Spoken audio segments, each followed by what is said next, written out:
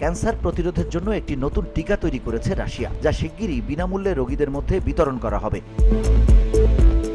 রাশিয়ার স্বাস্থ্য মন্ত্রণালয়ের রেডিওলজি মেডিকেল রিসার্চ সেন্টারের মহাপরিচালক আন্দ্রিয়া ক্যাপ্রিন এই তথ্য জানিয়েছেন। তিনি জানান, আমরা আশা করছি 2025 সালের শুরুর দিকে এই টিকাটি জনগণের জন্য উন্মুক্ত করতে পারব।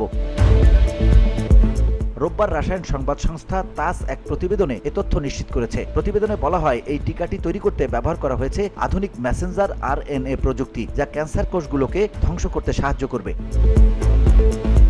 এই প্রযুক্তি ব্যবহারের ফলে টিকা মানবদেহের রোগ প্রতিরোধ ব্যবস্থাকে প্রশিক্ষণ দেয়, যা ক্যান্সার সৃষ্টির জন্য দায়ী কোষগুলোকে সরিয়ে ফেলে। রাশিয়ার শীর্ষস্থানীয় ক্যান্সার গবেষণা কেন্দ্রগুলো মিলিতভাবে এই টিকার গবেষণা ও উন্নয়ন করেছে।